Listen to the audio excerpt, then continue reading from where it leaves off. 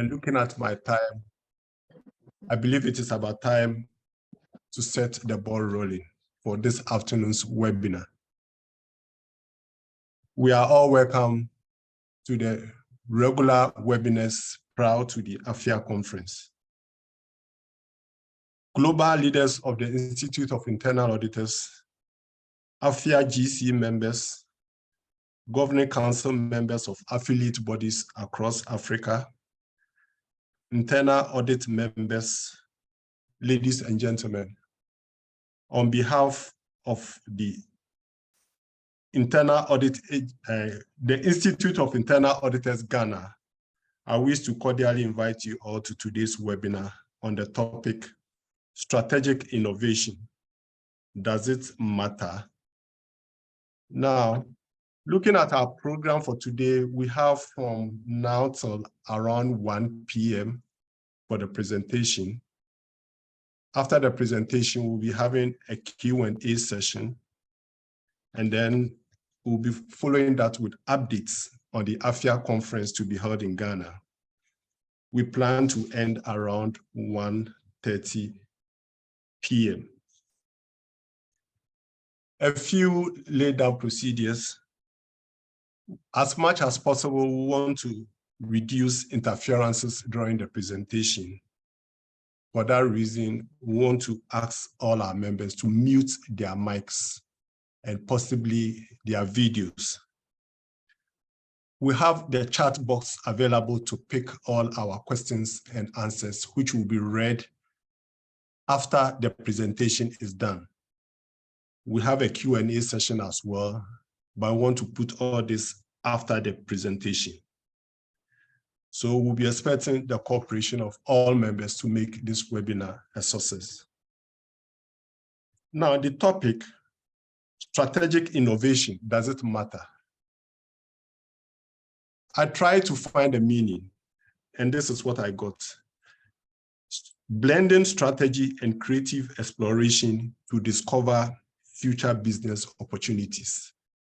Blending strategy and creative exploration to discover future business opportunities. May I at this juncture introduce to us our resource person for this afternoon.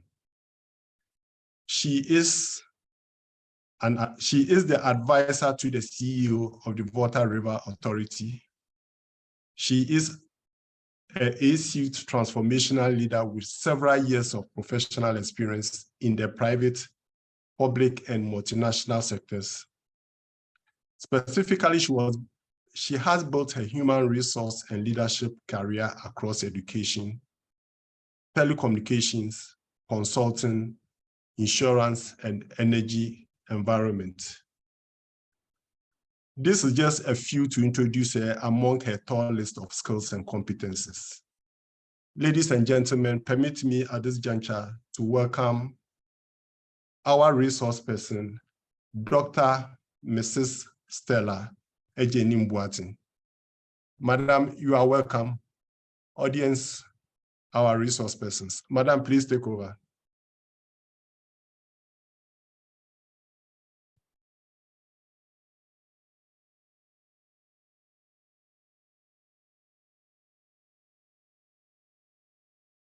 Hello, madam. I think you are not audible. Sorry, can you imagine I've muted? So, a very good welcome once again, madam. Yes, and thank you for having me. Like I was just saying to myself that for the last year or two, I've had the privilege of, being with the auditors in terms of your conferences and all that. And I deem it a privilege because, it gives me the opportunity to always share my thoughts and to get feedback from you so that both parties, myself and yourselves, we can all improve on our work activities and all that. So today, I'm happy to be here once again. I'll start by sharing my slides. And as the moderator has said, we are going to talk about strategic innovation. And the question is, does it matter? And so please permit me to share my slides, and then we'll pick it up from there.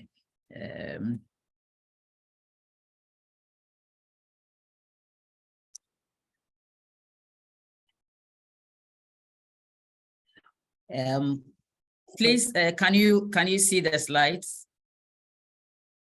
Not yet. Oh, okay. All right, let me.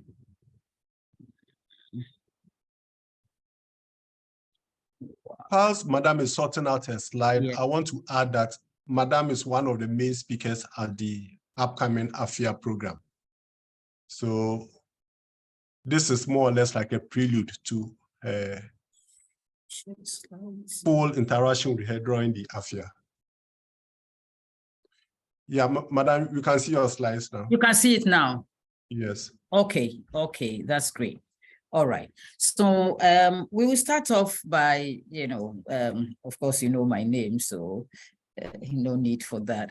But let's look at the whole topic in terms of the structure and the outline that I intend to share with you. So the broad outline, we'll just look at a few intro statements, and then it's important for us to look at today's business.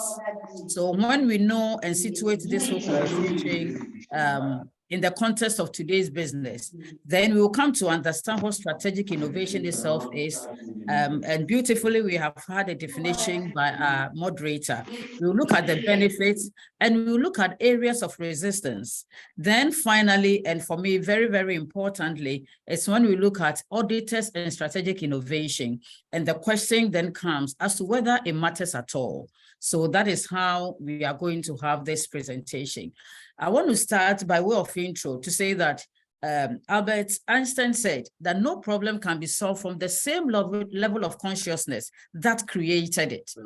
And so if the problem has been created and you want to solve it, you need another level of consciousness, of awareness. And that is what we are trying to do. Yes, businesses have been created, and whether we call them problems or ways of doing things today, the important thing is that if we want to create another level of doing it or create, a solution to the problem, then we need to actually have a different level of consciousness. Otherwise, it cannot be solved. And then let's look at what Peter Drucker has also said, that the enterprise that does not innovate inevitably ages and declines. And in a period of rapid change, such as the present, the decline will be fast. In fact, I even want to add the fact that you may be lucky if you don't innovate. You may be lucky to even go on that decline. You may quickly, and very, very quickly for that matter, extinct. Because we know businesses that started very well. And today, if you want to check either, whether they still exist or not, a number of them don't even exist. And if you are lucky to even decline. And so that is why it's important for us to understand that the issue of innovation and strategic innovation for that matter is very, very critical for our businesses of today. And what is our business of today? Today, we have businesses that are looking at using minimal resources to still achieve a lot more. And so the issue of effectiveness and efficiency comes to play in today's business. Today, we have businesses that are looking at technological advancement like never before. And so technology is actually driving businesses today, even though we say that, yeah, the technology drives the world, it is people who make it happen. And therefore, whilst we rely on technology, we need people who will think behind that technology and drive our businesses today. And when we talk about global competitiveness, I mean, you know it as much as I do, that today, as in fact, the statement that, the world is a global village has come to be more realistic to us in our time than it used to be in the days of old.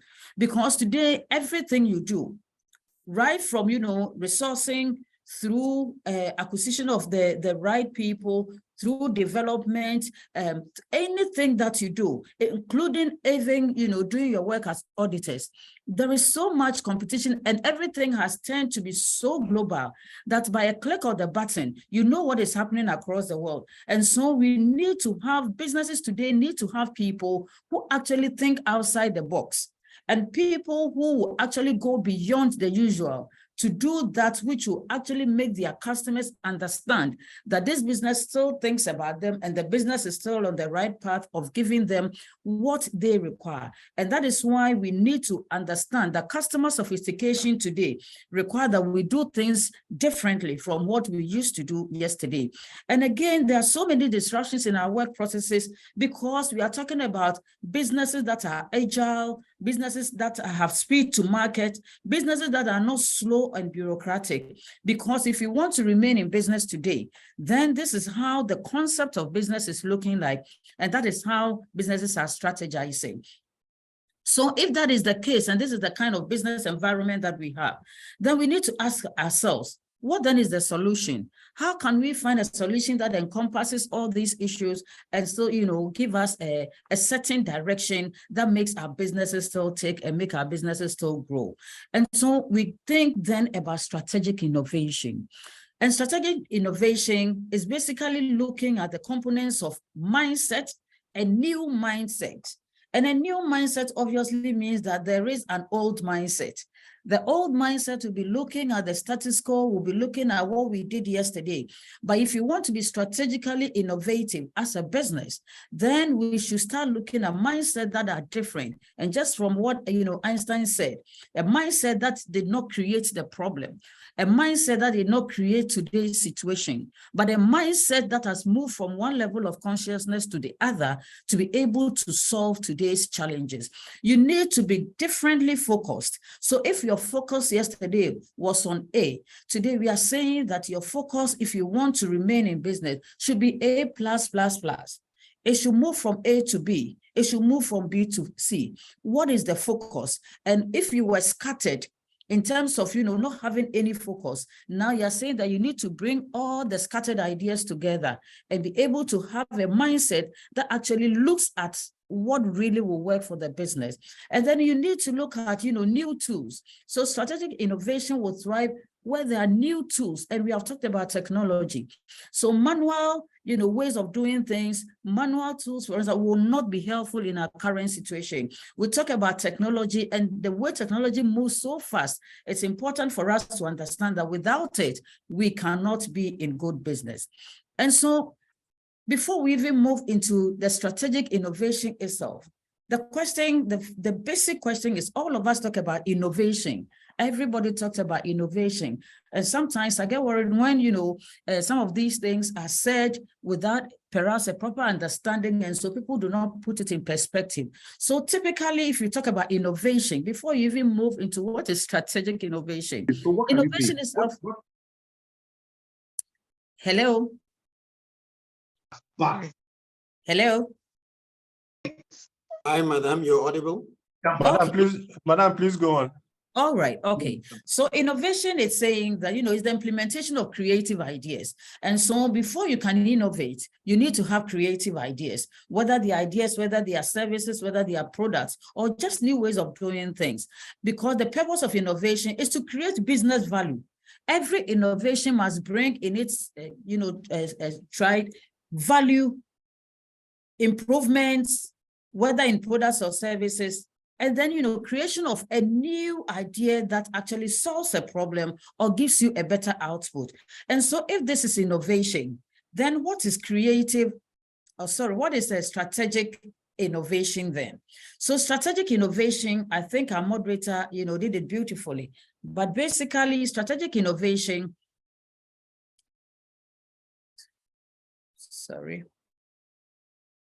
strategic innovation is looking at creating alignment between the pillars of your business vision and innovative ideas.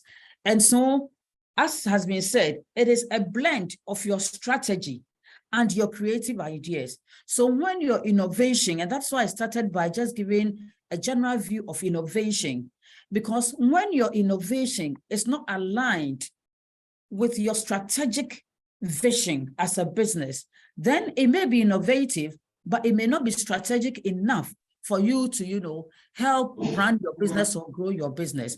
And so it is not just about implementing ideas because they are nice to have. but really it is about creating the value for the business operations, for your customers, and generally for your stakeholders. And because the vision of the organization, all things being equal, is geared towards provision of that stakeholder satisfaction, your ideas, your innovation in strategic innovation contest should be in line with whatever your business direction is or your business objectives are. And so having said that, we want to look at the content of strategic innovation. So the content actually creates the whole context of the innovation that we are talking about. The key things that we need to look at will be what your business is doing. What is the business of your business? What is the reason that your business exists? And who is your customer? Because if you have a business, you have a customer, whether it's an internal customer or it's an external customer, there is a customer. And so we need, in strategic innovation, you need to identify who your customer is and what kind of products or services are you offering? What is on offer? What are you giving? What are you selling? What are you marketing?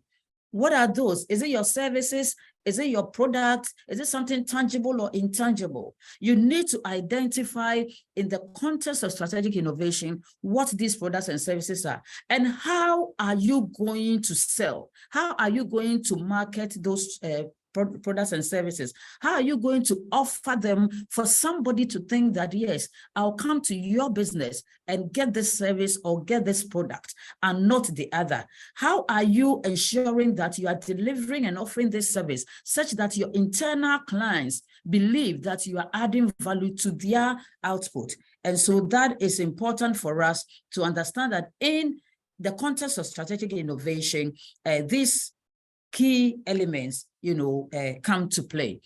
In the same context, research has shown that strategically innovative companies are characterized by distinctive organizational context, which enables the innovation to come about.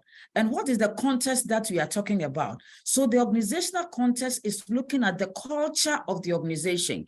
Everything thrives on the culture, because unless you create that innovation culture, everything else, when we are talking about strategic innovation, will mean nothing to the people, will mean nothing to yourself. And so the culture becomes the baseline, the common denominator for everything that you do in the space of strategic innovation. You want to look at your structure. You want to look at your processes, the systems, and very, very importantly, the people who carry the structure, the processes, the systems on their shoulders. And by that action, or the action of the people, that culture is created. And so when we want to talk about strategic innovation, it's important that we understand that this are the context within which we can create a strategic innovation in terms of our business culture.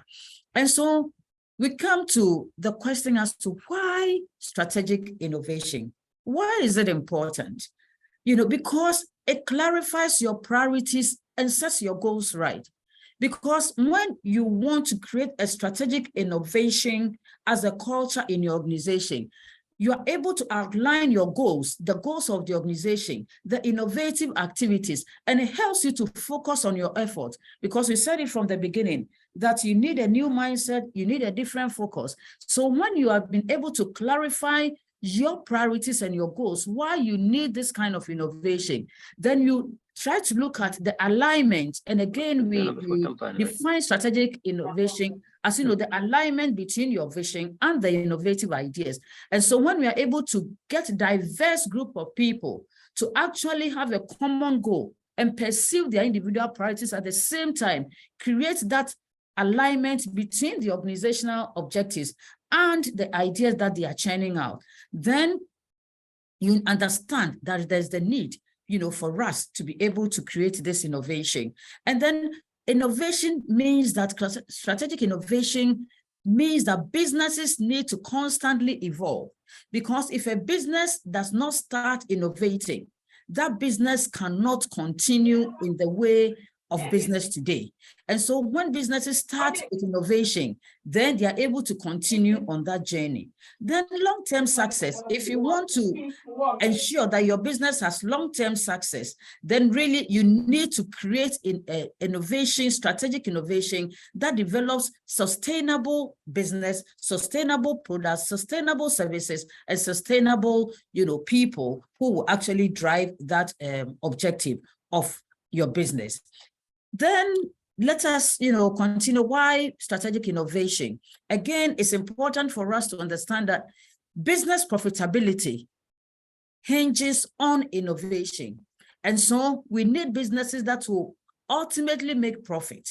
And if that has to happen, then innovation is very, very important. Increased competitiveness.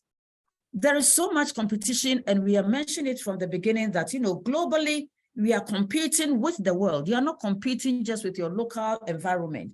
And so if you want to continue to be competitive as a business, then it's important to be ahead of that competition by becoming more agile, becoming more efficient. And it is when you understand and actually implement innovation strategically, then you are able to do this. When you are able to innovate, you create talent acquisition opportunities. You become an employer of choice, and people want to work with you because they see an organization that is always evolving, that is always moving, that is actually being competitive or even having a better edge over competition. And customers then stick with you. So you create customer stickiness because customer expectations become heightened, and then their loyalty improves. So we go on with, why we need strategic innovation. Talent retention. Even the people that you have been able to attract who are with you today, they stay with you when they know that there is a reason for them to be motivated. There's better productivity because they are engaged, and boredom, or with repetitive activities is minimized. Because when you innovate all the time, then people have the opportunity, they have room to be able to be creative. And so it takes away boredom. If you have great talents are people who get bored with, repetitive actions. And so when you want to keep your people, you want to have a talent retention strategy, then you need to have strategic innovation as part of your business culture. Cost reduction. That is a reason why you need strategic innovation, because businesses, to be very competitive, you need to look at how, agile, as we said, how agile you can be. You need to know how efficient, and therefore the resources you have and the output that you expect. How are you going to use strategic innovation to create that cost reduction environment and be able to improve teamwork and partnership? Because people can then work together. When people are thinking innovatively, they are thinking collaboratively. People can then work together, teams are improved, and then partnerships with other businesses or with other colleagues or with your suppliers and your customers, so that the whole end-to-end value chain becomes, an opportunity for you to introduce strategic innovation in your environment. And then you are able to actually release the imprisoned mind. When you create strategic innovation as part of your business culture, you broaden people's perspectives, and then you help them to overcome prejudices from all angles. And so at the mind that has been imprisoned to think that it is only the status quo that can help the business is now released from that prison, and they start thinking beyond what they have always known. And it's only when people start thinking strategically and innovatively that this can happen. So what are some of the characteristics of strategic innovation or businesses that are actually strategically innovative? What are some of the characteristics that will tell us that these businesses are, innovative strategically? So we talked about culture. So the culture of such businesses is the culture that encourages people to ask questions. It is a culture where rewards for successes are given, and when there is failure, they are not punished, but the reasons for the failure is determined, and people are encouraged to learn from their failures. People are, mistakes are tolerated, and change is welcome. And so this kind of organizations also have structures that are fast and flat. When we talk about agile organization, agile structures, we are talking about structure that, you know, can really move and have speed to the market and be very, very, you know, swift. And so the tall structures of the status quo, it's always broken in some of these organizations. And then you have smaller units where people can collaborate and work better. They encourage, you know, autonomy, and then teams, especially frontliners, are given that level of autonomy to be able to address customer problems before they even come, you know, to the back end. And so processes are also fast, they are unbureaucratic, and then centralization of decision-making so that, you know, the fastness with which you can meet your customer needs, it's always established. Then systems are in place. Systems are in place to support strategic innovation because the systems are able to help create the knowledge base, because we are in a knowledge economy today, and you use those to actually create relationships with your customers, take risk, and then take right decisions. And then one of the characteristics, as we said, is the people. So you have a variety of people. Such environments believe in diversity and inclusion. They believe in people development. They believe in learning opportunities. And they actually educate people to and let them understand that, you know, strategy and innovation, skills and innovation will always go hand in hand. And so these are the characteristics of strategically innovative organizations. And I'm sure that each and every one of us will try to put our organizations, you know, side by side this and find whether we are where we want to be.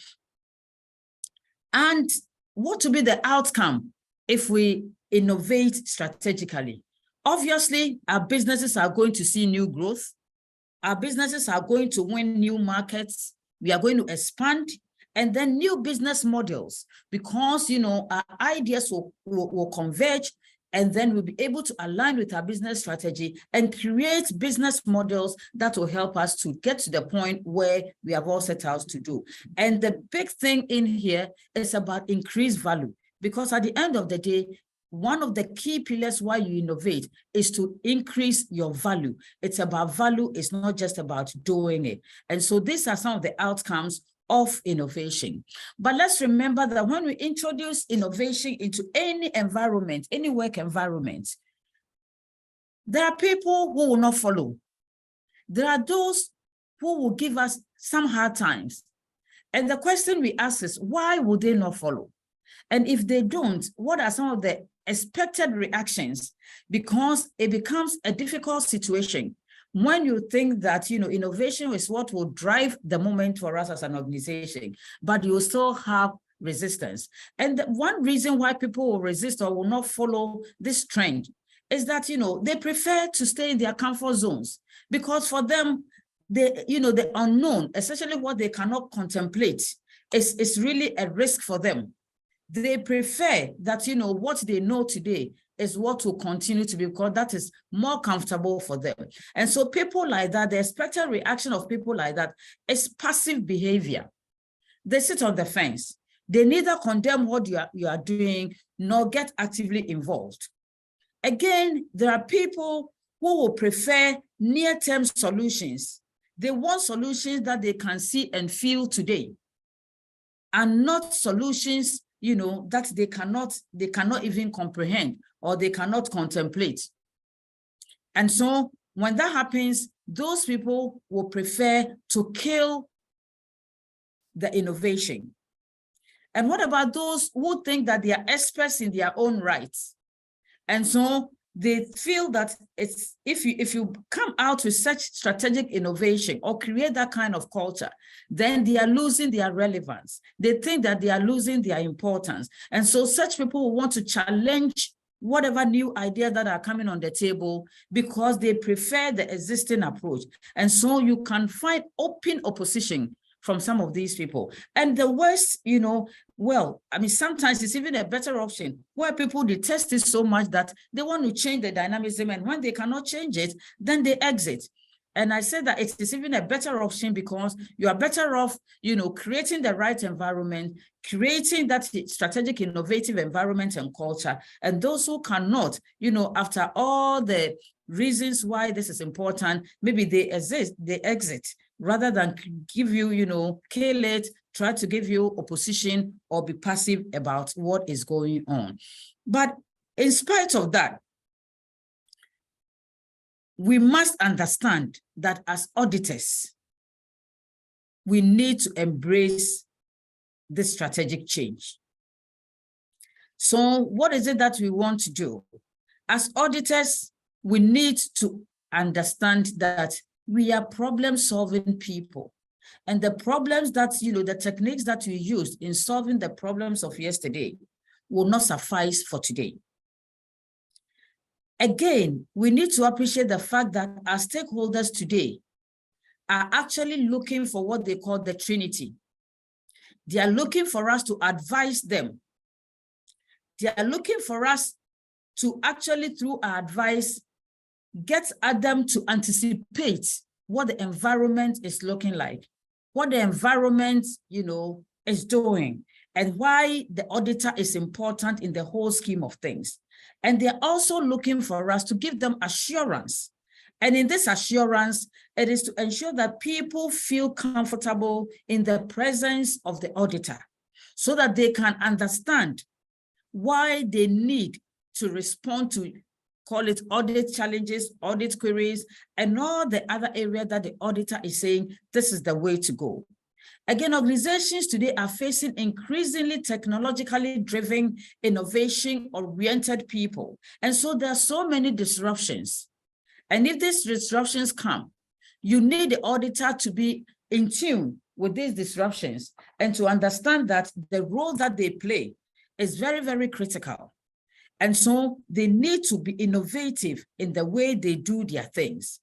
The demand for auditors to address emerging risk in a helpful and impactful way is what is driving today's businesses, because the stereotypes are being, torn apart. Clients are speaking up. Clients are challenging, the auditor. And so until we have auditors who are ready to actually, improve by creating an impactful solution to problems, you will not be innovative. It is important for the auditor to embrace strategic innovation because it helps you to create the right synergies between business dynamics and your professional practice. You have your professional practice and nobody will take it away from you, but you are in a business where there is so much dynamism. You are in an environment where you need to draw synergies. You need to keep alignment. You need to blend your practice with business dynamics. And it's important that as an auditor, you embrace strategic innovation. You bring this innovation to bear to your practice and then be able to align that and coordinate it with the business direction and the business objectives. And that is how auditors can introduce innovation into the way they do things, because the value creation and then effective utilization of time, technology, and other resources must be guaranteed. And it is only when you are innovative in your space that you are able to ensure that what you do is adding value to your organization. The auditor's job, if it is just, just being transactional without adding value, then it means that the auditor has not embraced strategic innovation in his or her space. It is important for you to utilize that and ensure that your technology, the use of your time, and any other resources are actually geared towards ensuring that business strategy is being achieved. And that is what you call the strategic, innovation. Again, if you want to be strategically innovative, then as an auditor, let us remember that the perceived intimidation of people, of your clients, of your organization, of your environment must give way to prolonged collaboration. People have their own perceived idea about the auditor. We always have some kind of a feeling of intimidation by the auditor. But if you have an auditor who is innovative, then indeed, they are rather thinking of how to erase that mindset, how to release that mindset of, perceived intimidation, and rather create a prolonged collaboration with his or her clients. And then you can only do that only if you have, tuned your mind and actually come out with creative and innovative ways of engaging your clients, of engaging the people that you work for, of engaging the business, the entire business community, and all your other stakeholders by creating not just a touch and go kind of collaboration, but a prolonged collaboration. Then you are on the way to achieving success for your organization through your strategic innovation.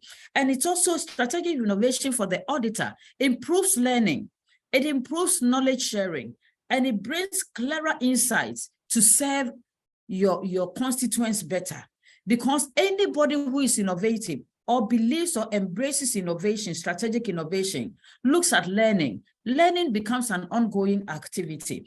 And then when they have learned and acquired the knowledge, they share the knowledge.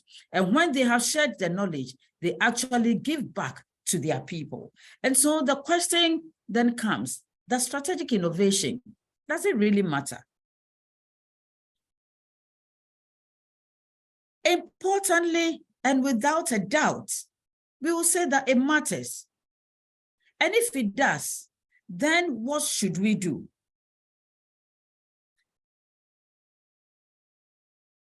Because it matters, we are saying that we need to make innovation a central topic in our development. We need to make sure that innovation is an everyday job for us. Innovation is not a destination. It is an ongoing process. And for the auditor, because of, as we said, the perceived intimidation that people have about that whole profession, the auditor is one person, or the whole auditing profession is one group of professionals who actually need to continuously and by the day think through what kind of innovation that they can come up with to be able to create an environment where innovation becomes an everyday job that they have to carry out, an everyday, habit that they have to exhibit.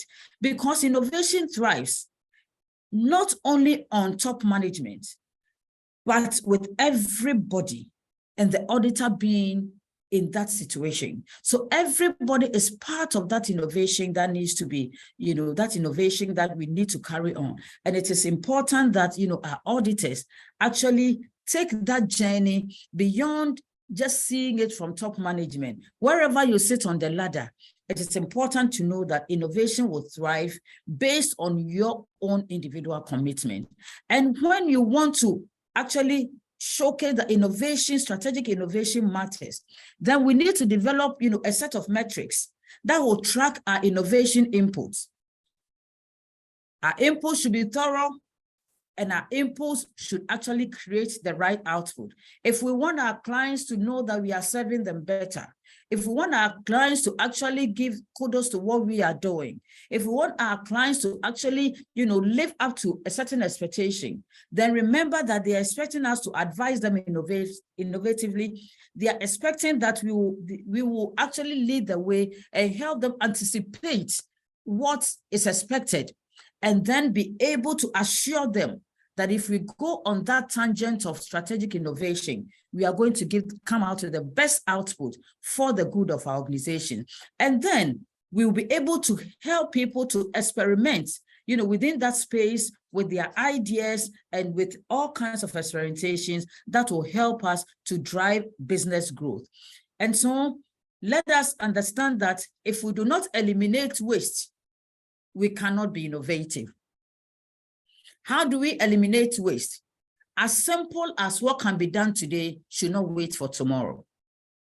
Why would we want to waste the time and create tension around the whole environment? Why would we want to waste the time and let our customers move to the next, business?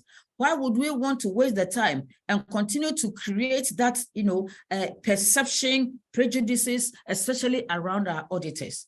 Why would we not do what we have to do today, but rather wait for tomorrow to heighten the tension in the organization? Why would we want to do that? That is not innovation. And so we need to, as auditors and as generally as employees and as businesses, start connecting the unconnected ideas so that we can create improvement. There are ideas that are sitting in silos. There are ideas that are sitting, you know, in specific minds and in specific environments within that same big organization. Why don't we start, if we want to be strategically innovative, why don't we start creating, you know, connection between the unconnected so that we are able to ensure the creation of improvement in our day-to-day activities, and also encourage unconventional thinking. You know, the way that we have been wired, the way that our minds have been socialized, the way that our minds have actually, you know, been positioned. A lot of people only think about the conventional way. This is how I came to find this. This is what I've always done. And this is what I will continue to do because it is safer. It is more comfortable. I can already determine the outcome even before I start. And when we sit in that kind of environment, we cannot be productive. We cannot be innovative. And so we need to start conscientizing people and then creating an environment where people are encouraged to think unconventionally. And when we do that, we are able to give a certain amount of, you know, space that helps people to be very innovative. And we need to create competitive differentiation. We cannot do it the same way as everybody is doing it. Then we become followers and not leaders.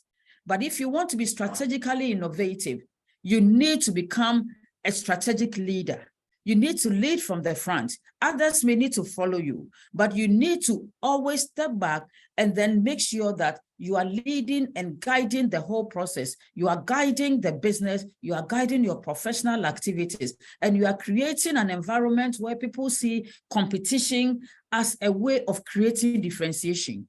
And that is a way that an auditor, for instance, will be able to create an environment where it is a lot more welcoming for them because their client sees them as creating differentiation and not actually becoming, you know, conventional with their thinking, because this is the way we did it yesterday. This is how an auditor should, you know, should be looked at. This is how an auditor should even, you know, create the moment. But now we are talking about competitive differentiation, which we need the auditor, you know, to give back to their environment. We need to start celebrating small or big wins.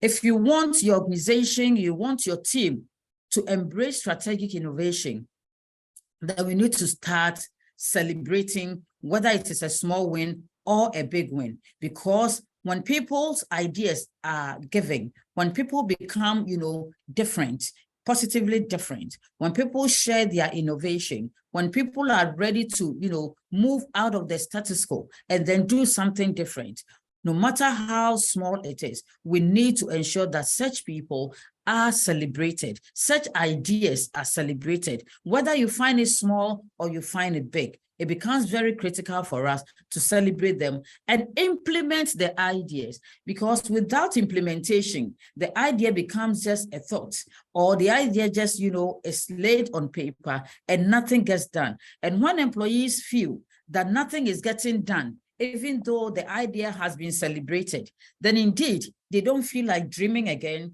They don't think that it's important for them, you know, to think unconventionally again. They don't see that the competition, you know, be staring at their faces. They don't see the way to be different. But when we start implementing the ideas and getting the people who have actually introduced the ideas to be part of the implementation process, then we are actually making strategic innovation a culture in our environment. We need to provide the resources. We cannot, you know, do without the provision of resources. In as much as we believe that cost cutting and, you know, elimination of waste are key elements in driving innovation, it's important that the right resources that will be needed, that will be required to implement the ideas are made available. And so whether it is time that you have to give to the person, whether it is space enough, whether it is teams you have to put together, whether it is, you know, bringing out anything that will actually be an element of a resource that will help the people to deliver on the innovation, we need to do that so that implementation becomes a reality. Out of that implementation, our businesses then become very competitive, and then we win our customers, we win their loyalty, and then business growth comes into play. And so we need to have innovation as a culture, strategic innovation as a culture, so that the status quo will not be the way to lead our businesses, because the status quo will be insufficient to compete effectively with the businesses of today. And having said that, it's important to say that for the sake of time, I would rather end here and get our people to perhaps ask questions so that we can, answer these questions. Thank you very much for your attention. Thank you very much, Madam Stella. That was an insightful one. Before I proceed to the chat box for questions, I don't know whether I can do a good job trying to summarize.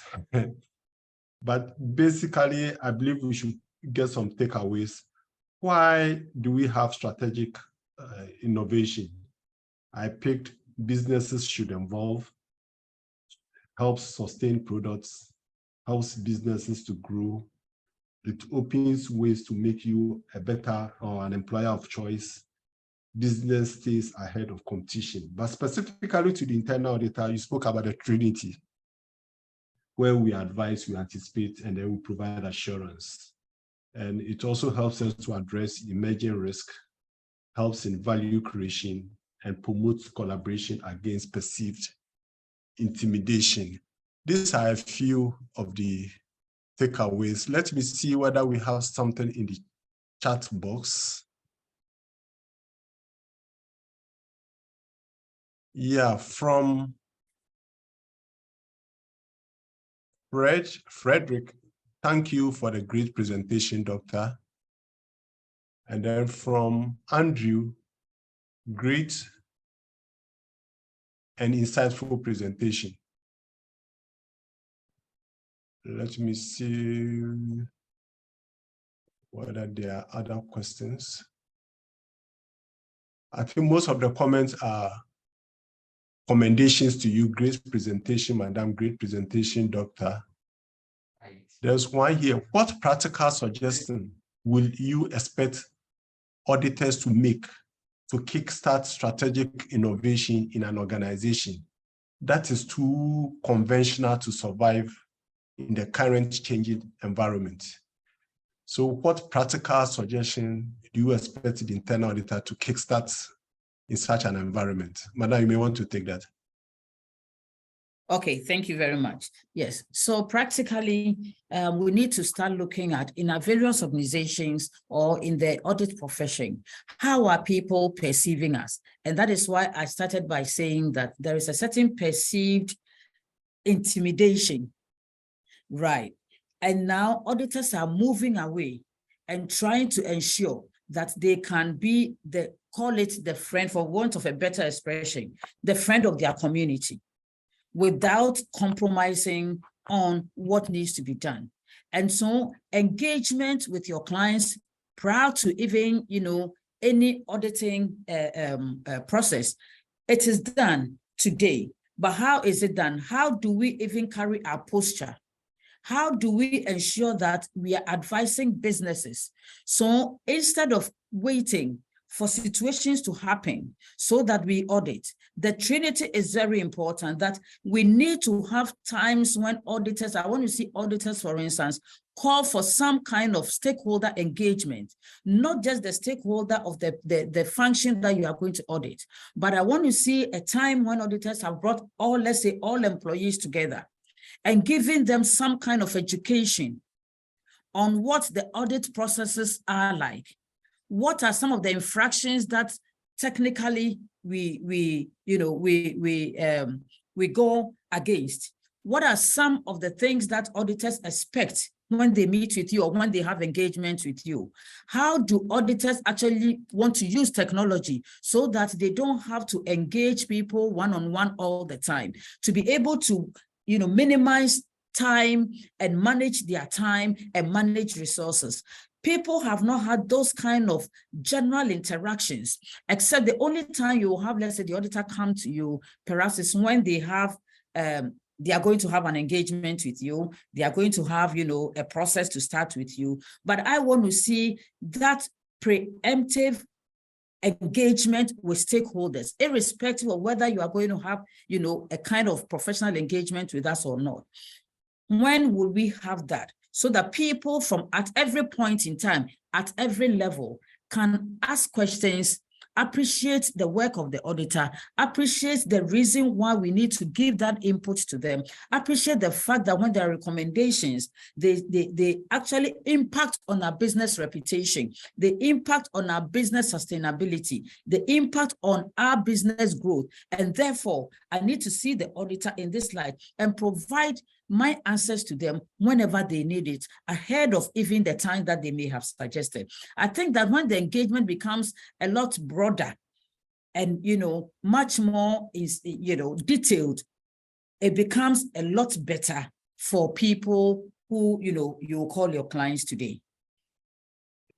Okay, thank you, Madam. Let me give you two questions now from Monisola.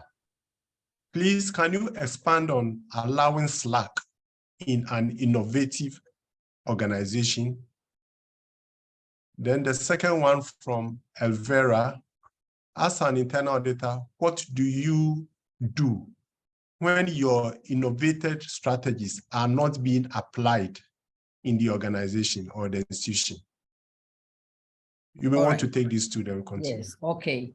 So in terms of when we say allowing slack, basically, we are saying that when you are creating a culture of innovation, we cannot expect that everybody will start off from the same level as all of us. We must understand that there are people who go on that journey based on their own capabilities. And so right from the start, when you want to create the culture, don't expect everybody to move along with you, but create an environment where there is constant understanding of what is in it for us in terms of how does the business grow if we do this or we don't do this. And so the initial slack of certain people should not be immediately taken as a false start. It should not be immediately taken as, get them out of the space, but we should be able to have that group of people and then utilize our skillful, innovative ideas to bring them out of that category into the speed lane. And so that is why even in innovation, when we are starting with the culture, when it hasn't caught on with everybody, even mistakes, as I said, mistakes are allowed. Mistakes that are not detrimental, mistakes that are not intentional, mistakes that are not as a result of negligence, but mistakes that can be accommodating as part of learning. The very important thing that everybody understands or needs to understand when we are driving innovation culture is that when a mistake of that nature, which has not been very detrimental, which is not, intentional and all that, has been, if that mistake has been committed, you need to engage whoever is in that space. And the important thing here is to make sure that people learn out of mistakes. The learning component is very important because the next time round, if it is repeated, then you realize that there must be an intention behind it. But all things being equal, having understood that this was wrong, but because we are driving a culture, I am being, given the feedback, and this is the lesson that I've learned out of that situation, you move the next step and you make it better. And so when we talk about, allowing slack, it is to say that you cannot, especially as we start building the culture, you can't get everybody moving with you at the same speed, the same pace, the same understanding. And that is why you need to identify that group of people, and then you continue engaging them using other techniques to get them on board and drive them along. Except when people become so adamant that they do not want to, and they want to kill it, then you have an opportunity to have the difficult conversations with them. So I hope that is answered. The second one is the auditor's ideas not being, applied. One thing we should understand is that in every environment, there are people who will resist your idea. And we talked about it. Secondly, let us remember that it is not every idea we have, every innovation in our mindset, in our world. It's not every innovation you have that may be technically useful at the time that the idea is churned out. It may be, it may also not be. It may be useful down the line some other time. It may be useful when it's collaborated with some other ideas. So I think that the important thing is the transparency that we create when we are handling innovation and the feedback that we give to people. So typically I will expect that if an idea has come to, the table of your supervisor, let me use myself, so it comes to my table, and I think that this is a good idea. Maybe not also, as good as perhaps the author of the idea thinks. But how do you invite the author of the idea? How do you express the fact that the person has been courageous enough to even share an idea? How do you help the person to actually shape and maybe restructure the idea so that it fits into what you are looking for, or it fits into the business operations or the business strategy? Or how are you letting the individual understand that this is really a good idea, but I don't think that implementation can be now, because, it goes beyond perhaps what we are looking for today. And these are it takes conversation, it takes engagement, it takes transparency to build the trust that the fact that my idea was not used today, it's not because somebody doesn't want to use it. It's not because somebody doesn't like me. It's not because another person has been favored over and above me, but it is because maybe I need to reshape this idea. Maybe I need to relook at what resources may be needed. I mean, is the cost benefit analysis okay? Have I done the feasibility? What kind of benefit is the organization going to get if this idea is actually implemented? Or perhaps the time is not right now for that idea. And so it is shelved, not shelved, in eternity, but shelved so that it will be discovered or reopened at a time that the business actually needs this idea. And so again, it is still our mindset, because I have seen it happen where everybody thinks that every idea that I bring on the table, for as long as I describe it as innovation, everybody should take it as such and, run with it. It may not always be the case. And so we need to have that big heart to accept, but it all boils down to engagement, trust, and transparency. Thank you. Thank you, Madam. 2 more questions. How can you be part of the decision-making and not compromising on your values? That is conflict of decisions. Sometimes the people says the auditor's suggestion. So when things go wrong, they want to blame the auditor. I think basically you bring a suggestion, and then when things go wrong, they blame you. And then from Ernest, his question is, as auditors, how do we ensure that our independence is not compromised in the midst of getting involved in the strategic innovation space? Okay. I think we can add one more before we go on. Okay. Yeah. I do agree with you that I do agree with SI, but unfortunately, internal auditors are not playing the role as facilitators,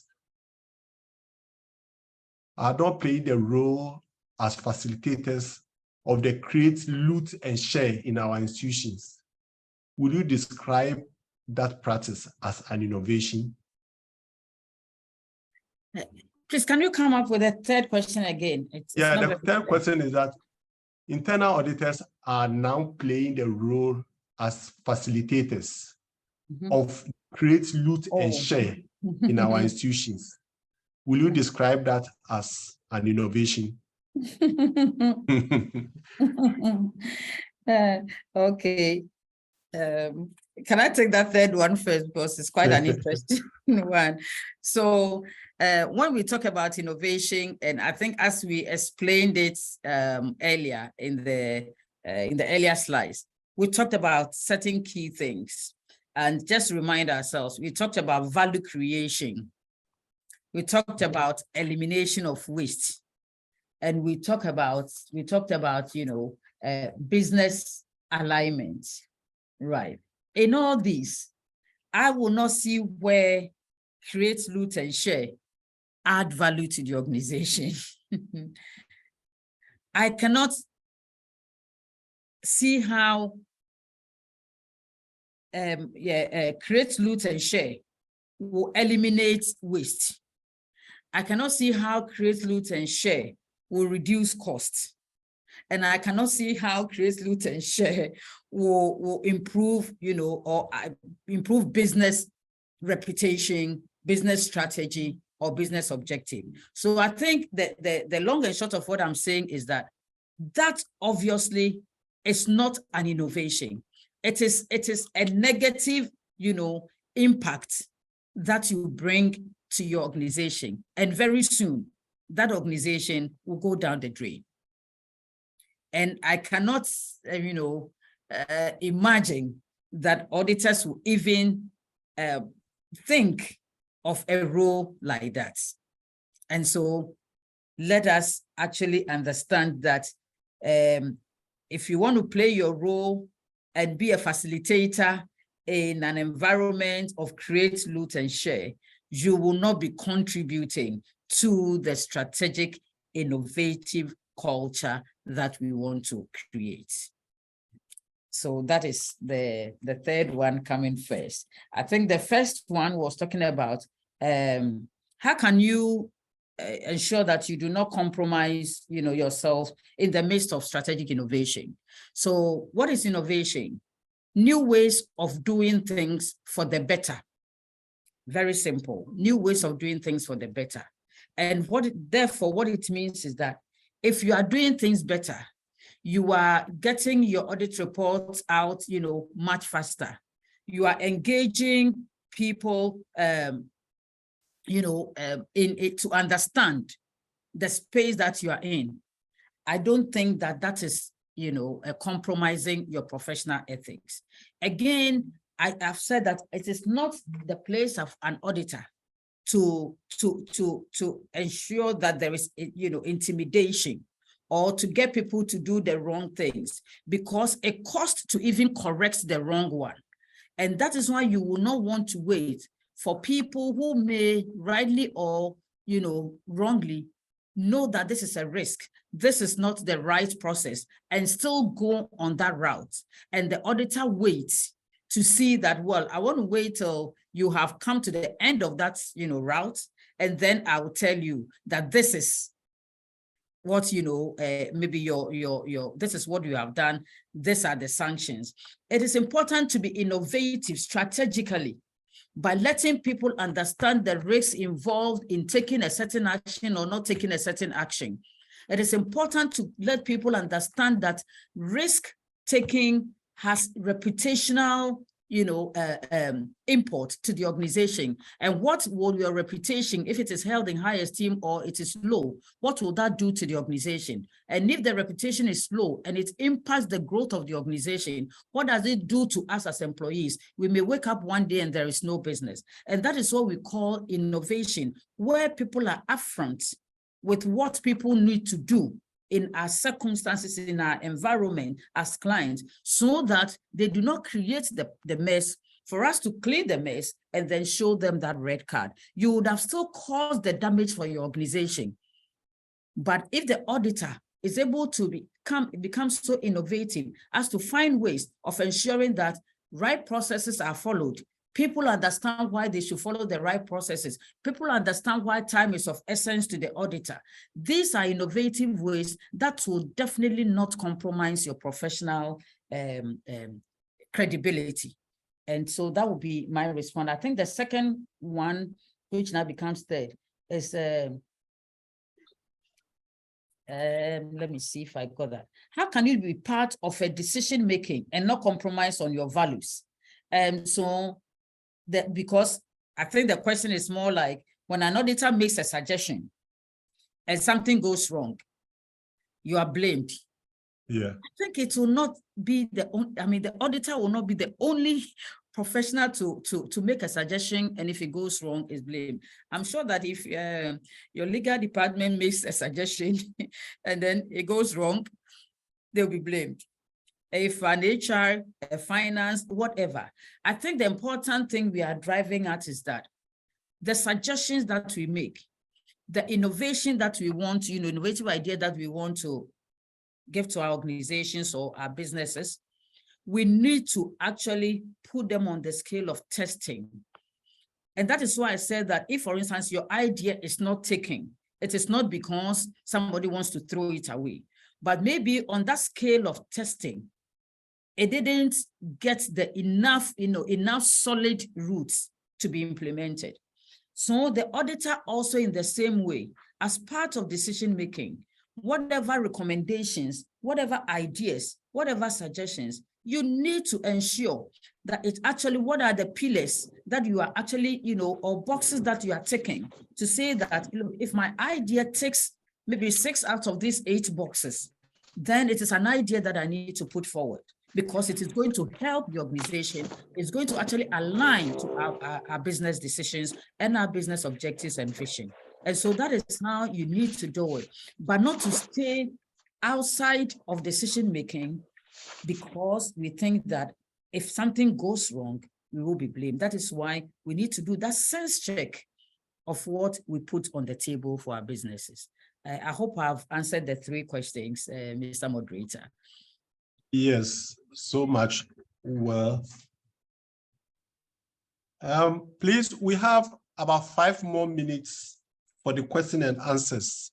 You may want to show your hand if you want to directly ask Madam a question. I have exhausted what we have in the chat box. If you want to ask any question, please show by hand, and then we'll give you the chance to ask the question.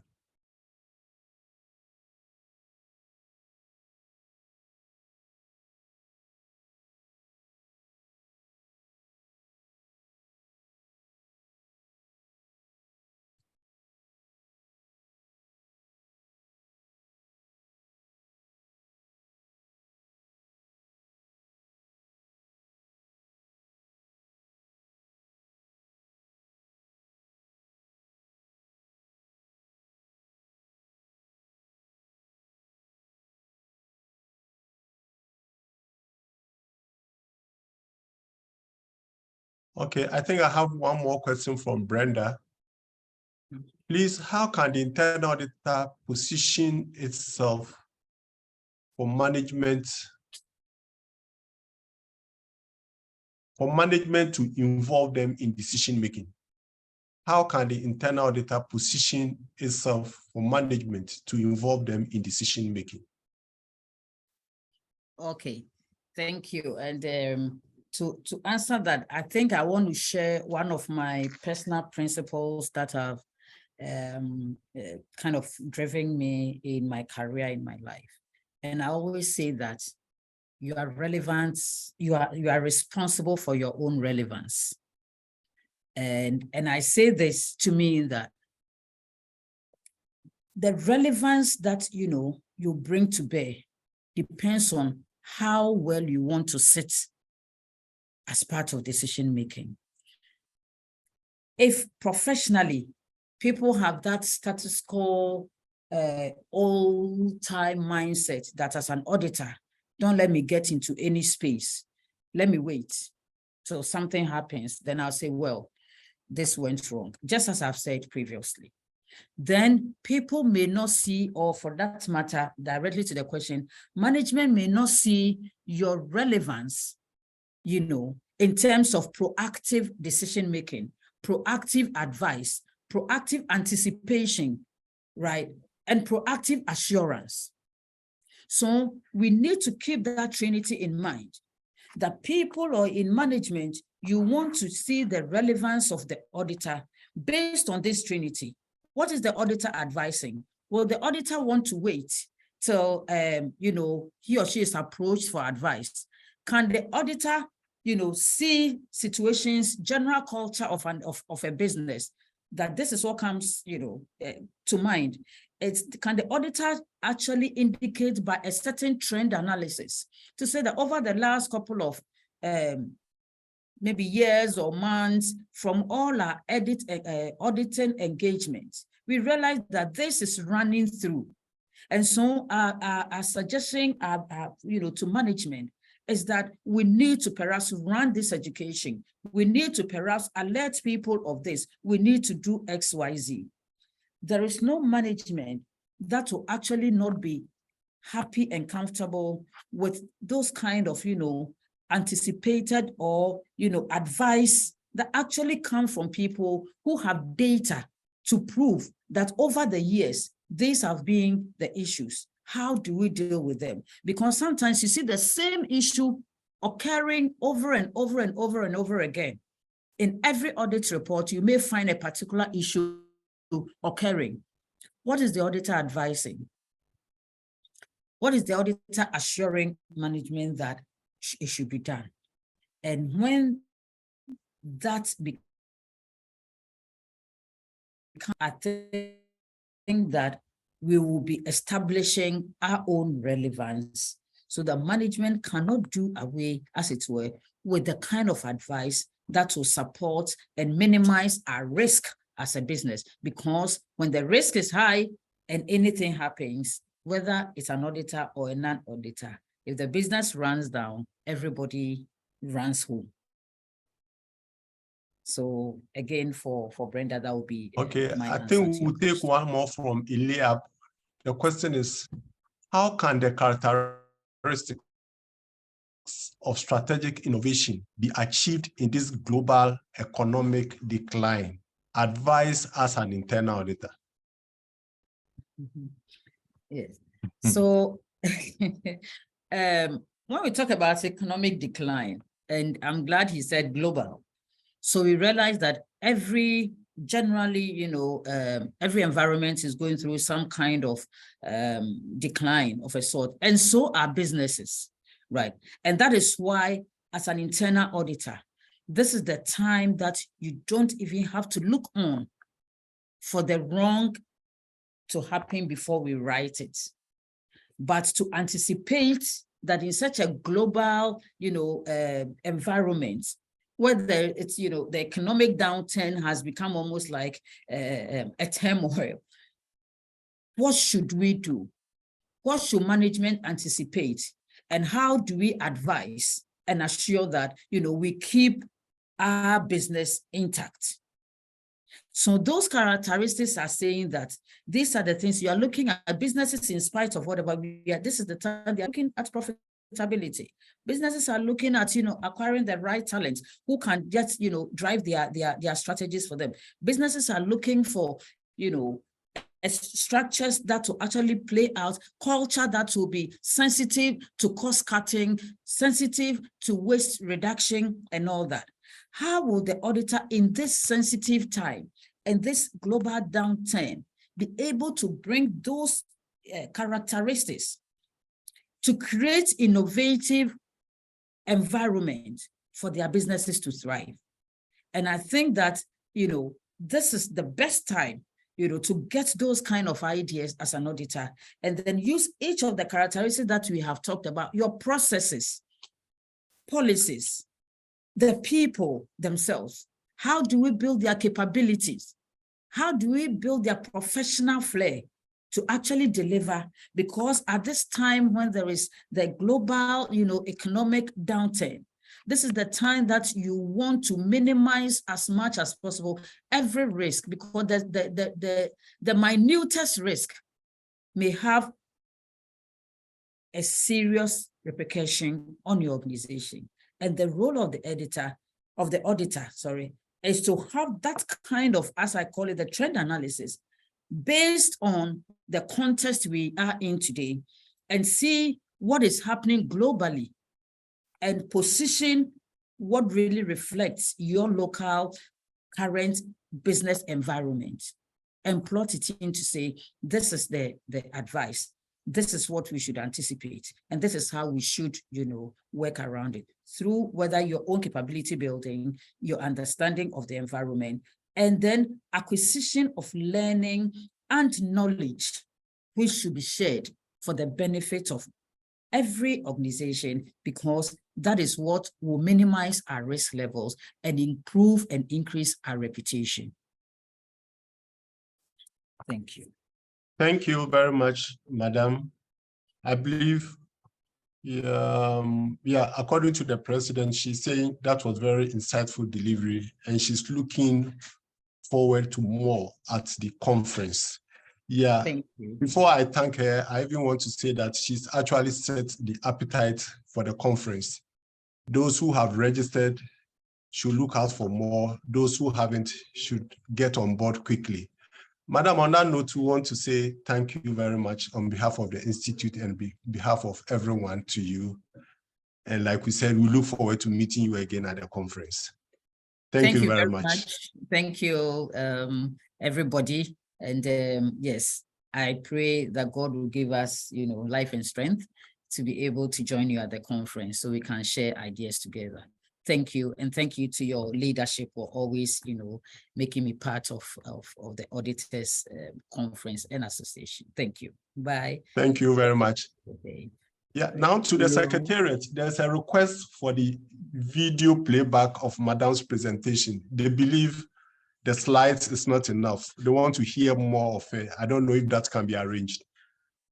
But at this juncture, may I invite the Vice President of the Institute of Internal Auditors, Ghana, Mr. Joseph Dakora Zumazege, to give us the updates of the IIA 2023 conference being organized in Ghana. Joe, please take over.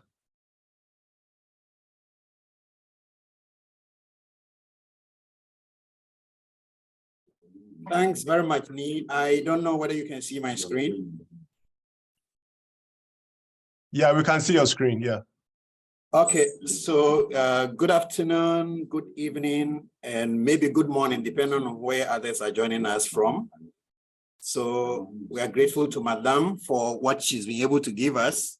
At the moment, if what you heard from her is something you would want to see at the IIA conference, please join us in Accra, Ghana, so that we'll hear from her as well as those that we have heard from before. But for the sake of those who probably have not heard much about what is being lined up for the conference, I would want us to run through some of the things that we have coming up. Preceding the conference itself, we would have the IIA Governance Forum. This is for Chief Executives, Audit Committee members, CEOs, and senior management members, as well as Chief Audit Executives.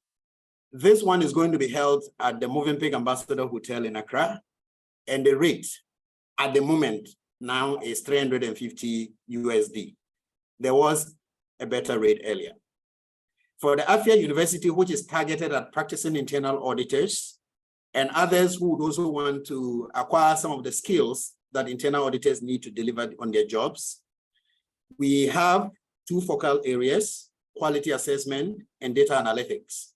And members are paying $120 US. That is IIA members in good standing, whilst non-members, as well as members who are not in good standing, will be paying $150 USD. And this will be held at the Accra International Conference Center. That is where the main conference event will be taking place. So the IIA University will come off at the conference event center. For the conference itself, which will run from the 24th to the 26th, we are expecting all these other people I had mentioned earlier to be in attendance at the main conference. And for IIA members, as we speak now, if you're in good standing, you pay $550 USD. And if you are a non-member, non-IIA member, or you are an IIA member but not in good standing, unfortunately, you would have to pay $650 USD. Who are the people we're expecting at this conference? The likes of Madam Stella that we've just listened to. These are renowned subject matter experts with vast experience in internal auditing and governance-related issues and governance-related areas, information technology, fraud, and others. We are going to also have representatives from global headquarters, as well as other speakers coming from These speakers are coming from different countries: USA, Ghana, Australia, the Gambia, Israel, Kenya, Nigeria, Singapore, South Africa, Tanzania, and Poland. So please, we have these diverse speakers coming from all these places with their experiences, and we have the opportunity to benchmark. You cannot afford not to be at this event. We also having the Speaker of Ghana's Parliament in the person of Right Honorable Sumana Kingsford Bagwin, as well as the Chief of Staff of the Presidency in the person of Honorable Akosua Frema Ose Opare. Akosua Frema Opare is going to be the keynote or the guest of honor for the Governance Forum, whilst the Speaker of Parliament is going to be our guest of honor for the conference itself. Come and hear from these people and let us see some of what their experiences are being at the helm of governance, and then we'll see how we can all contribute to making Africa better, and for that matter, the world. Now, conference hotels. We have always mentioned that we have 3 conference hotels: Movenpick Ambassador Hotel, Aliza Hotel, and Accra City Hotels. In addition, now, the good news is that we have a 4th one in Lancaster Hotel, which hitherto used to be known as Golden Tulip Hotel. We've been able to manage to get them to give us a very acceptable rate, and members who are willing to stay in this hotel would also have the benefit of being shuttled to the conference and events venues. We still have the other hotels, that is Airport View Hotel, Urbano Hotel, Central Hotel, La Villa Hotel, and other surrounding accommodations facilities that if you're interested in and you contact us, we'll be able to facilitate for you to get a place. As part of it, as we've always been mentioning, we have our city tours that will be taking place from the 24th, on the 24th and 25th of May. And these city tours are going for $40 USD right after the conference events. But on the 26th, we will have a 9th live event or 9th live tour. This is going to take you through parts of the tours, as well as give you a 9th live experience of Accra. So this is a special package, and it is coming at the cost of $60 USD, but I can bet you once you have a feel of it, or when you see the content of this, you would understand why it is an event that you would not want to miss. Beyond that, as we said, this event or our conference week runs to the 27th. And on the 27th, we're taking all those who are interested out of Accra for you to have a feel of the other parts of Ghana. We have the opportunity to go onto our main lake, which is a major source of our electricity production, but then you're going to have a cruise ride on it. It is one not to forget once you experience it. We would also have the opportunity for others to go to Cape Coast. You get to see the various castles once you've heard about slave trade and how it all started, or some of the origins of the people that suffered it.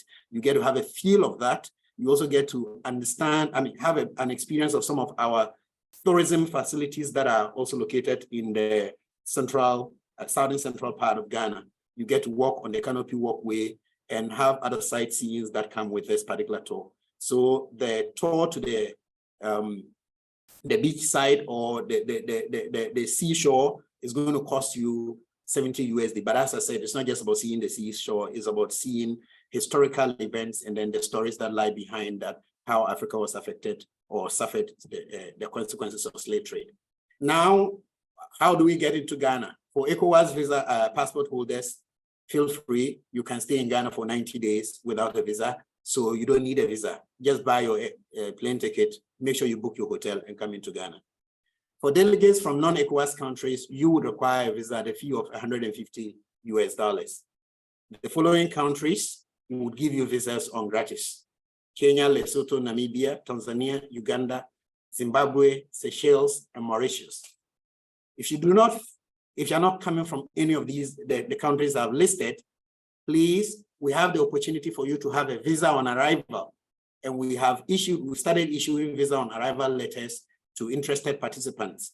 Please, if you've not yet received yours and you want us to facilitate that, kindly get in contact with your institute, your affiliate, or your chapter, or you can contact IIA Ghana directly. We will willingly facilitate that. What would we need? We would need information such as a copy of your biodata page, the biodata page of your passport, the selected place of lodging in Ghana during the conference, the place of embarkation where you are originating from to come to Ghana, the date of arrival, and the name of the airline that you are coming with. If you give us this information, we would issue your visa on arrival letter to you, and you would just need to buy your plane ticket, get on board, come when you arrive in Ghana, you'll be issued your visa. And then from then on, all will be very cozy for you. We're trying everything possible to make your journey to Ghana very, event-free. And I can bet you that given all that is being done for this conference, you are sure to have an unforgettable AFIA experience. ECOWAS delegates, you would also need to give us your biodata, the information I gave earlier, so that when you are getting in, nobody is asking you questions as though they are very suspicious of you. The Institute, once we send that letter, it almost guarantees that you'll be allowed to enter and then you participate in this event. With this, having said all of that, I say thank you for your attention. I look forward to receiving all of you in Ghana. Come and have a feel of Ghana and let us carry the fraternity from Ghana to the other countries that are lined up to receive us in the coming years. Thanks so much. Ni, you would want to take it over from here. I'm most grateful. Thank you, Joe, for the updates. And once again, I want to appeal to all participants to make it to Accra physically and see what Ghana has to offer. We are almost at the end of the webinar session. And before I end, I want to say I have been the moderator. My name is Emmanuel Ninoy Dowona, and I'm a governing council member of the Institute of Internal Auditors Ghana.